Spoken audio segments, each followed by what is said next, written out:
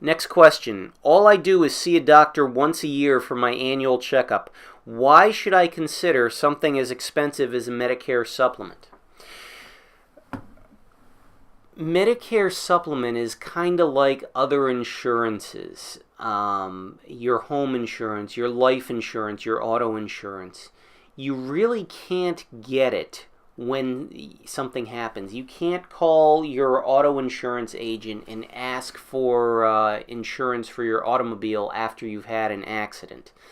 You can't ask for life insurance, when you're on your deathbed. You kind of need to get these things in advance and when you health qualify, at least in the states that I work in, Ohio, West Virginia, Kentucky.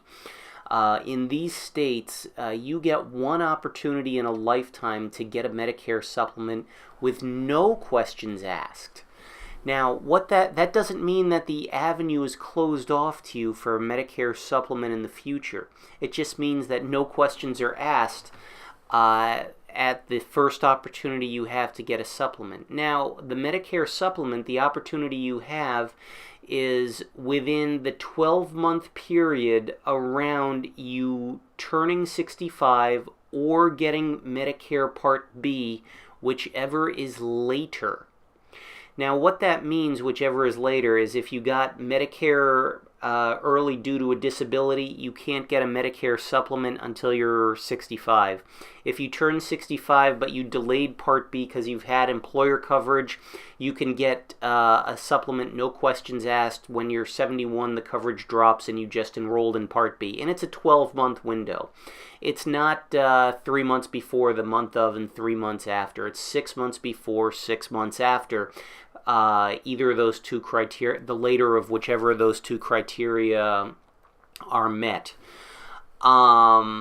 So after that point, if you want to either get a Medicare supplement or change a Medicare supplement, you basically call us, another agent, another broker, the insurance company, and you ask them, can I get a Medicare supplement?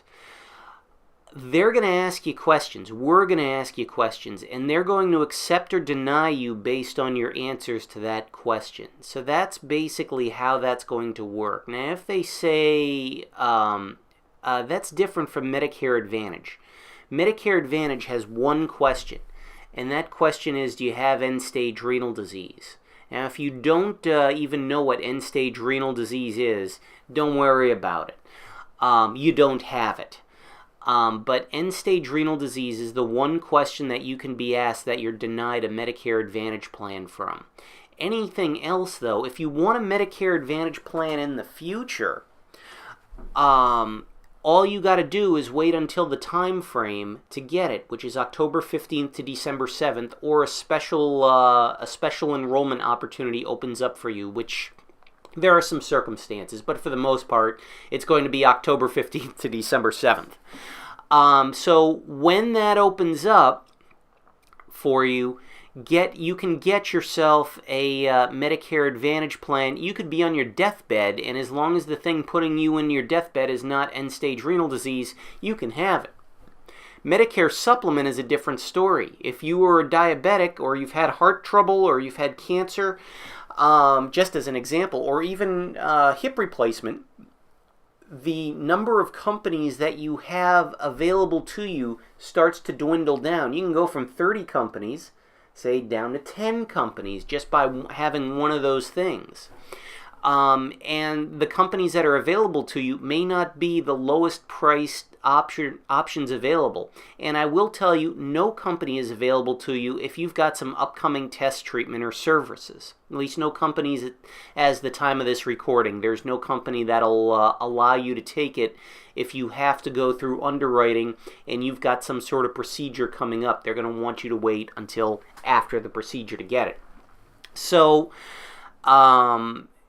if you're looking at an Advantage plan and thinking, well, I've got a whole bunch of things coming up here and I don't want to have to deal with these huge copays that I may have to do, or these copays that could add up because of the rehab that's going to come after it, something like that, you may be out of luck. You need to make that decision before this stuff is on your radar, or you're not going to be able to answer the health questions.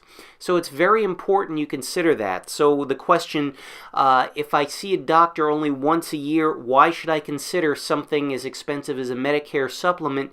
You should consider it because even though you only see a doctor once a year, that doesn't mean that next year you're suddenly going to have to see a doctor once a quarter and then have some services done because something on you is changing.